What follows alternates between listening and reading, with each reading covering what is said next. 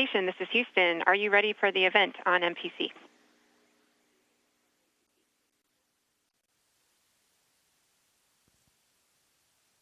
On MPC, I'm ready as well. CBS, The Talk. This is Mission Control Houston. Please call station for a voice check. Station, this is The Talk. How do you hear me? I hear you loud and clear. How me?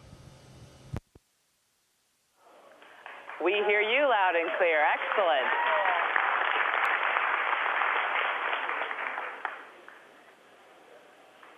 Excellent. Welcome to the International Space Station. Thank you. I've been here, but I've been there before. Just kidding. Getting by. Here we go.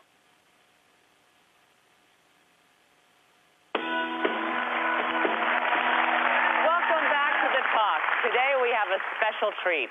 We're about to meet a mom whose devotion, let's just say, reaches beyond the stratosphere. Katie Coleman is a NASA astronaut and a mother of two, and she joins us now from the International Space Station. Hello, Katie. Hello. This is so cool, isn't it? Hey, Katie, I want to welcome ask you aboard a the space question. station. This is Leah. Look at this. Wow. Are you going to be okay, or? There's a delay, too, so we got to take that into consideration. Katie, can you hear me? You know, we Yes, I can hear you. Yes, I can hear you. Oh, good. Okay, well, I'm not the brightest person, so please don't try to say smart things when you're talking to me, but when you're talking to Sarah and Julie, you can say, you know, things that have to do with what you're doing. I want to know about your day-to-day. Like, take me through, like, an average day for you. You have your own room, you get up, what do? Do you shower? Do you have a chef? What goes on up there? You know, we get up in the morning, brush our teeth, eat breakfast, just like everybody else, except that everything we do, we're weightless, and all the things we're doing it with are weightless as well. So you start off with that teeth brushing thing, and I have to say, you know, spitting, that's going to be a problem. So we swallow our toothpaste, and the day goes weightless from there. And what is your average work day? Is it like a real 8-hour day, or? And then what do you guys do? You sit around looking out the windows, or what do you guys do? This is what I want to know.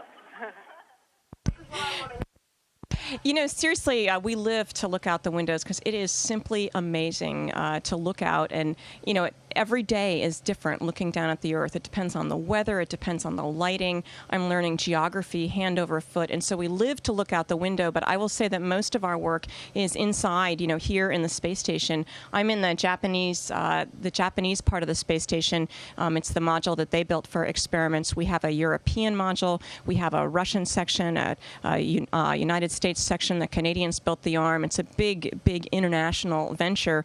And every day, actually the day begins the night before, because I look at the schedule, see what I'm going to do, and I study up and just try to understand what experiments I'm going to do. And I could actually show you one of them. One of them's coming right at me right now.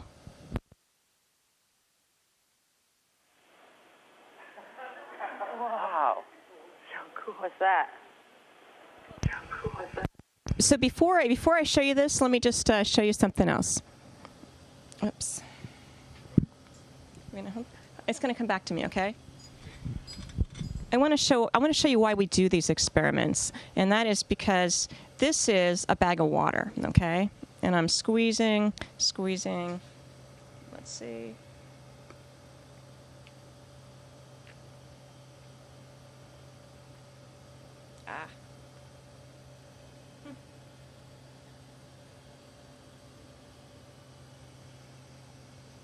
So it's a brand new bag of water, and so my straw was a little crimped there. And I'm going to come a little closer, and you can see this giant blob of water. And we're getting to see in space, what do liquids really, really want to do?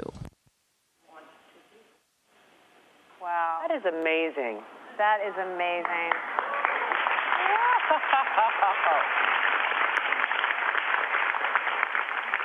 So I'm curious, because I know you have kids at home, how do you stay close to your kids? Oh, wow.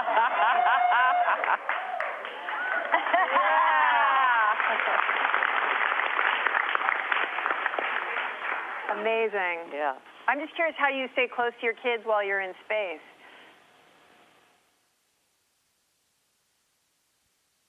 Well, one of the ways that we stay close is I try to keep him really interested in what I'm doing, and I'm shaking up our fluids experiments so you can kind of see, what a real experiment looks like, and not just playing with our water drops, but understanding how fluids behave in space. Well, it has to do with everything we do at home. And everything that we wear, everything that is in our house that is made with a process of something flowing through a pipe, we need to understand what liquids do. And this experiment actually shows us how to design fuel tanks for satellites. And you think, well, gee, why would I care? Everybody uses a cell phone, electronic devices, communication, military defense, you name it. And it all comes from things like this. When we talk about trying to keep my son interested, another way I do that is actually to bring one of his things with me up to space. He's a big fan, and so am I, of Calvin and Hobbes. And so I've brought a little Hobbes up in space with me, and I bring Hobbes to do experiments, and I take pictures and send him down to the ground so he understands what I'm doing every day. And I did that while I was training for this mission as well. That's so cool. Wow. So, Katie, since you've been in space, what extra daddy duties has your husband had to take on since you're there on a 6-month mission? Well, I think a lot, and I really thank him for doing all of that. And, I would have to say it's hard for me to let some of that go. Everything's not going to be done maybe the way that you would do it. And yet I know my son is in great hands. He's just a super, super dad. I think it's hard for any parent to be a parent alone. I know that because my husband and I both commute, we have a commuting marriage, we're both single parents in a certain way. And so I think it's really hard for him just because there's nobody else to help, really.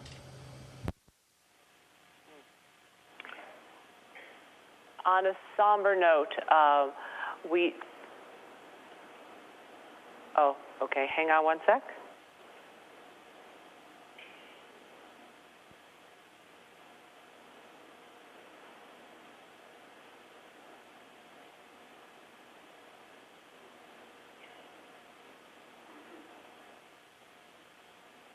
Okay.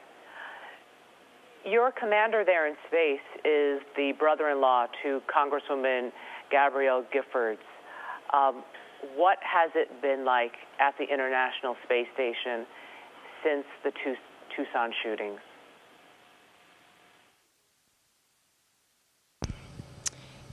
It's hard to be far away when things are happening down on Earth, and I can't speak for Scott, but I think something like the tragedy in Tucson, at least for me, it makes me think how precious all my relationships are, and it just made me want to call everybody that I love and just make sure that they knew that I cared about them.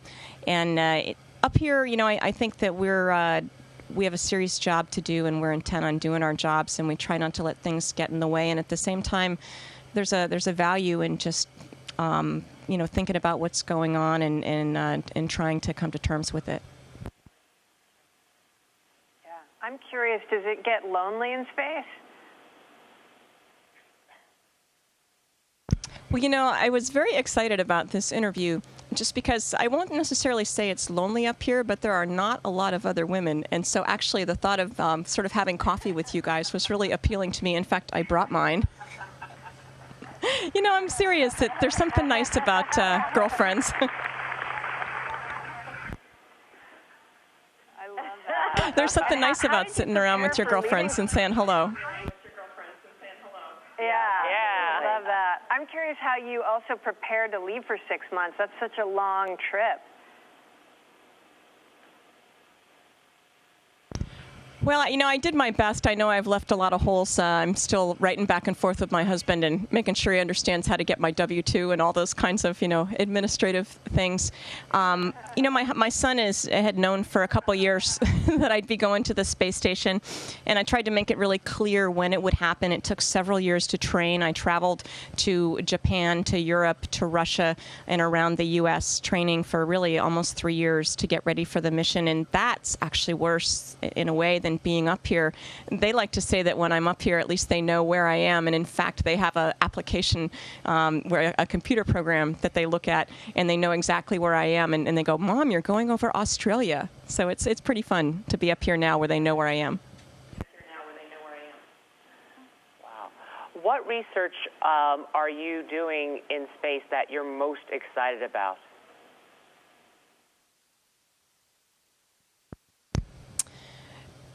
On a day-to-day basis, I love to do the things that I actually get to touch and move, like the experiment that you saw with the bubbles just now.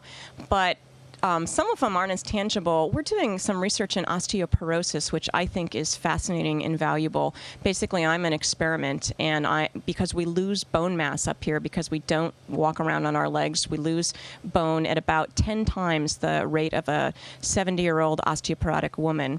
And so because I don't have some of the potential complications that somebody who's 70 might, I'm sort of a clean medical specimen to do some experiments. And so I'm taking some of those drugs, and we're looking at how my bone mass is changing, and we looked at it before I left, while I'm up here, and also when I get home, and it'll help us understand a lot about how osteoporosis, the mechanism of osteoporosis, which certainly affects millions of people down on the Earth. Do the health implications of that scare you? I won't say they scare me, but I'll tell you that I take them very, very seriously, in that we exercise, about almost 2 hours a day, which I'll say I'm not disciplined enough to do down on the Earth. But I do it up here because the implications of not exercising are really having a tremendous amount of bone loss. And I have a 10-year-old, and I figure I still have a lot of running around to do when I get home. Katie, I wanted to ask you, other than your family, your son, as a woman, what do you miss the most?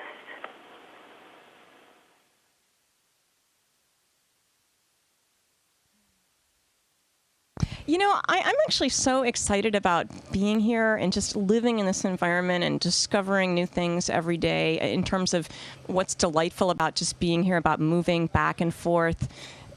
It's just really such a neat place. I don't actually miss anything yet. I certainly miss my family quite a bit, but at the same time, it's not as if I wish to be there. I'm really happy to be here.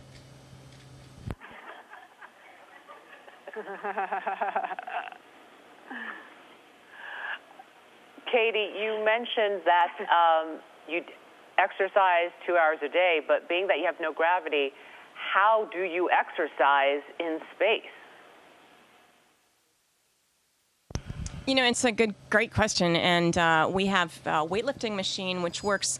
It works on a principle of vacuum. Like, I'm not really lifting weights, but I'm pulling against something that's pulling on a vacuum, and so it's really hard. Like, when you're trying to get a lid off a jar that's got vacuum on it, it's harder than if there was no vacuum, or when you're pulling against something. So that we do weightlifting, and I'll do, it's like a gym. We have a bar, go up and down, and use my legs. I can do sit-ups, all these arm weights. We have a treadmill that I wear a harness, and it holds me down on the treadmill. And I have to say that it was really interesting after a few days of not exercising, floating around up here. It was fascinating to suddenly be on the treadmill, standing on your feet. And I thought, wow, standing, that's interesting. What's the first thing you want to do when you eventually do get home, back to your family?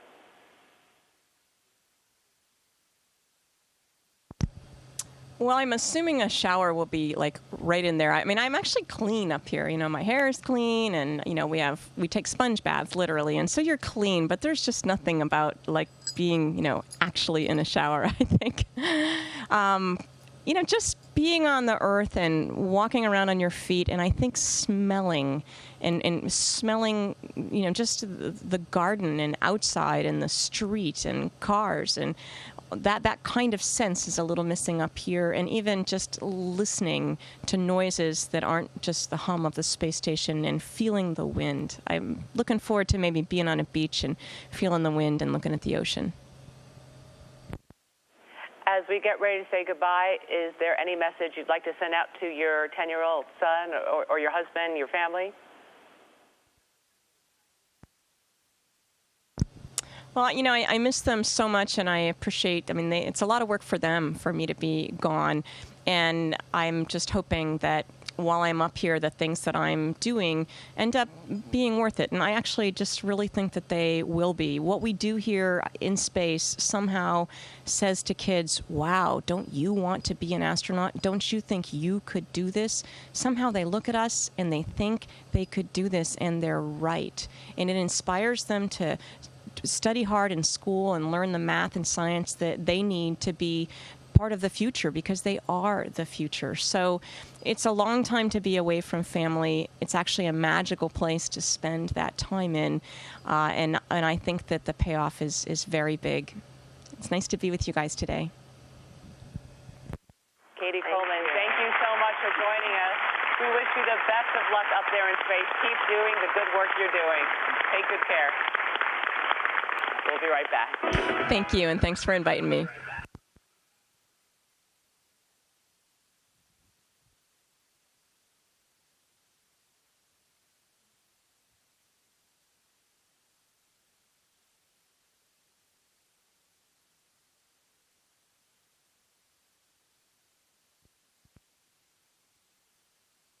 Station, this is Houston ACR. Thank you. That concludes the event. Copy. Thank you. Nice to hear from you guys.